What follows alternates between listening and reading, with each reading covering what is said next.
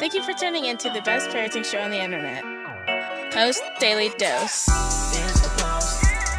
It's the Post. It's the Post. The Post Daily Dose. It's the Post. It's the Post. It's the Post. The Post Daily Dose. It's the Post. It's the Post. Hey Facebook family, welcome to another episode of Post Daily Dose with me, your trusted parenting advisor, faithful guidance servant on the healing journey. What's my name? Big Papa Brian+Post. Happy Thursday, everyone. I call this Titanic Thursday because it's been such a fantastically amazing, huge, gargantuan, big day because you made it that way. So I hope everyone's doing good. Tonight's episode, we're going to talk about just slow down. Just slow down. Just slow down. Take a deep breath with me. Stress causes us to speed up.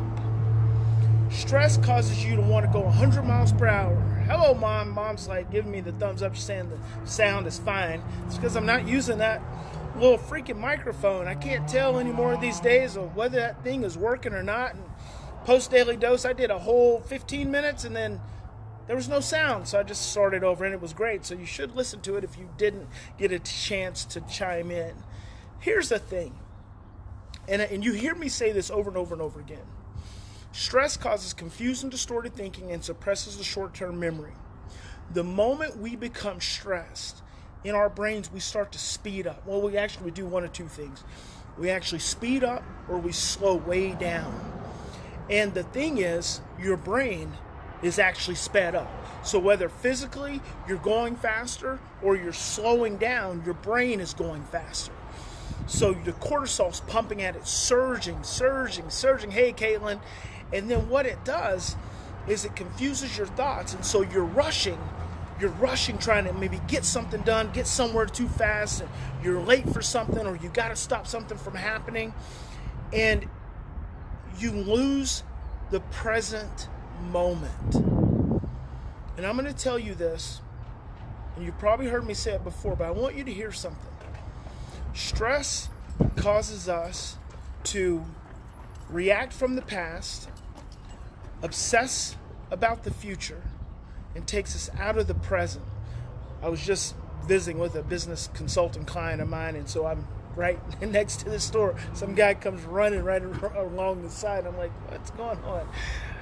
Stress causes us to react from the past, obsess about the future, but it takes us out of the present. And when you're not in the present, you're not here. And here is all that matters. The present is all that matters. And so it's so interesting for me in this field, in this area of specialty. You know, I talk to my parents all day, every day, and we usually talk about, you know, stressed out children and slowing down with your children and being present with your children. And then I go into the business world and I'm engaging and consulting with these adult professionals, and it's so interesting to see how stressed out they are. It's so interesting to see how, and they are not conscious about it at all. They're not mindful about it at all. So it's always a real interesting energy for me because, you know, I'm in one mode throughout the day, and then I move into this other interactions with these adults. And a lot of times these adults, they're just grown-up kids. I mean, they are just as easily stressed and overwhelmed and running around.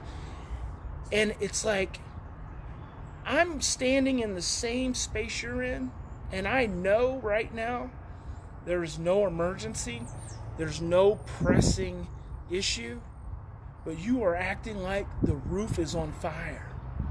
And I don't say that, right? So my whole focus and motivation in those moments is keeping myself regulated, because it's like I get this emotional invitation to get stressed and feel the frenetic energy, like I should get worked up.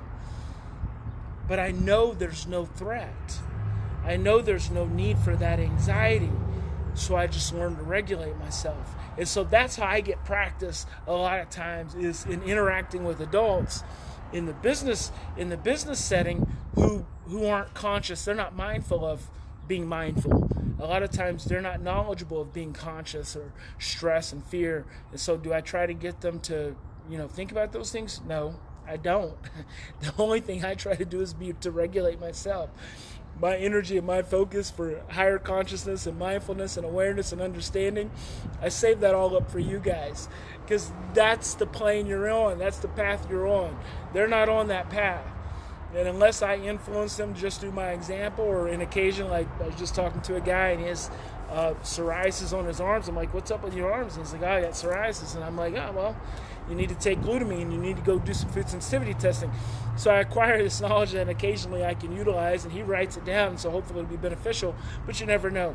But the bigger moral of the story is, it doesn't matter what setting you're in. It doesn't matter whether you're at work. It doesn't matter whether you're at home. It doesn't matter whether you're out to dinner. Just slow down. And it just starts with breathing. Like Rodney King said, can't we all just get along? I'm more like, can't we all just slow down and breathe? Just slow down. Because the moment we can slow down and the moment we can start breathing, we regain control of our energy. We regain control of our vibration. And when we do that, then we can create a whole different scenario than what is currently happening when we're stressed out and we're going fast. So again, just slow down. It doesn't mean you're going to get less done. It just means you're going to be more present while you're doing it. And then while you're being more present, doing that thing, you're actually going to be more effective and more impactful. So just slow down, whatever it is. Walk slower, think slower, breathe deeply, breathe slower, talk slower, pause,